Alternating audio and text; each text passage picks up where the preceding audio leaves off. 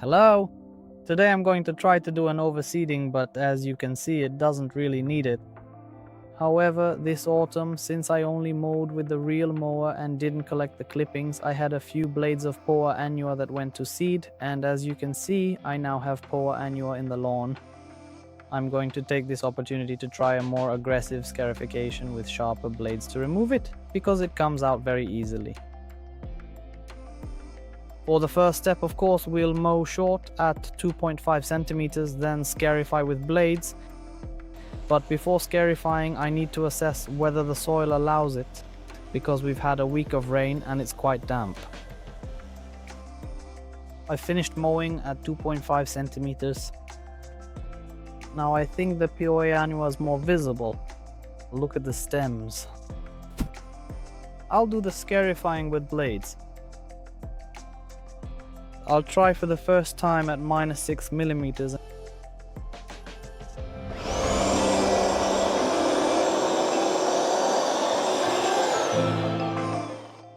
And now we'll also test at -9.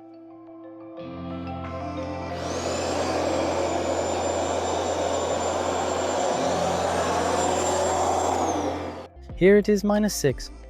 Look, a little Poa Annua plant, how it pulled it out by the root. And here's another one, -6. And here it is -9. Here it seems to be working a bit better. Of course it won't get everything out. Something like this is left, but I'll also go over it perpendicularly. I did the first round of scarification, and this is pretty much the result. Just look at how it actually pulled out the Poa Annua plants with their roots. And not only that, of course, like I mentioned to you before, some will definitely remain, but this time when I overseed, I will use a specific pre-emergent. Otherwise, I don't see how I could control this weed, namely Poa Annua. For the second pass, I'll go lower to -12 since I'll be doing a more substantial overseeding anyway.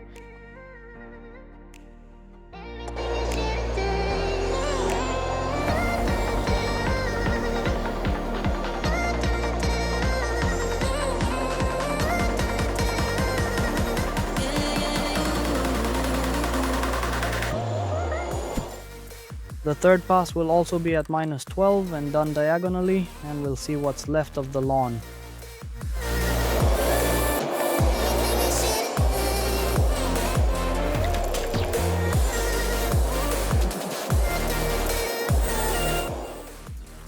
And the last pass is done. I cleaned up exactly as I estimated, somewhere around 70, maybe even 80% of the Poa Annua removed. There's enough space for the seed to reach the soil.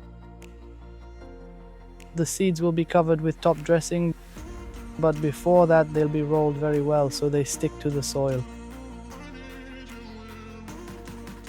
I'll take advantage of the fact that it's moist so the seeds will stick very well and will get into these small channels where they're visible on the surface. As for the grass seeds themselves, I am going to be using the exact same Pro Select Regenerator class. I have carefully adjusted the spreader to a much lower setting than usual.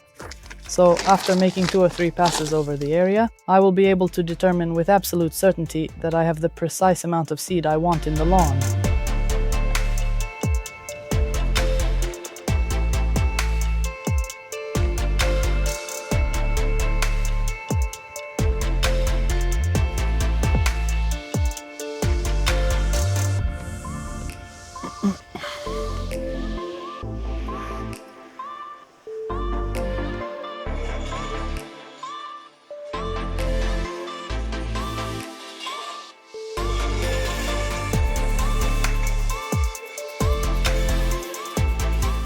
Let's also take a look at the seeds after the roller has passed. If you look, they're stuck to the soil. And let's check here as well. Look, just as I was saying, see how nicely they go into the channels. Of course, my assistant Mia is present at every filming session. And now for the top dressing, I made a mix of peat and sand. 3 parts peat to 1 part sand. This is roughly the texture. I will apply it over the entire surface with this peat spreader, and then I'll go over it again with the roller. Now after I have spread the peat with the spreader, this is what it looks like at ground level. The peat will get in between the blades of grass, it will cover the seeds, and this will basically be the result.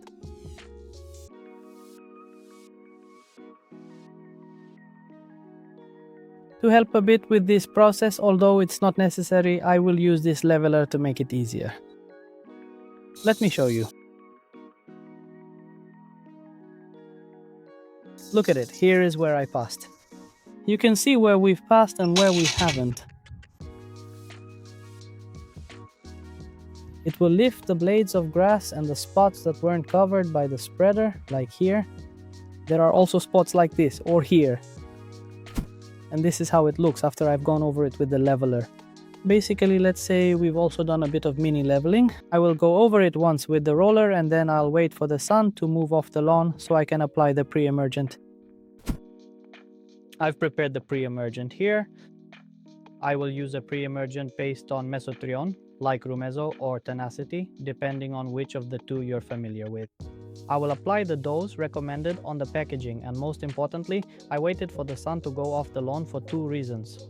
First, so the herbicide doesn't dry too quickly, and second, in case there are still plants that survive the 3 scarifications, they get another dose of Mesotrione to halt their growth.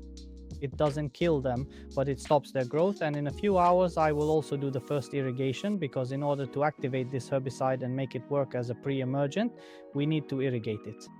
Also, it is very important to protect yourself when applying herbicides.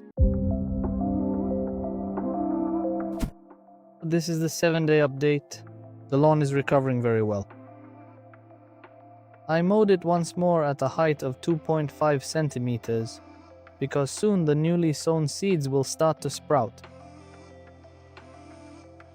The light patches are areas with Poa Annua that have received another dose of Mesotrione and will be suppressed, and if there are seeds in the soil, if they germinate, they will encounter the Mesotrione protection and will not grow anymore.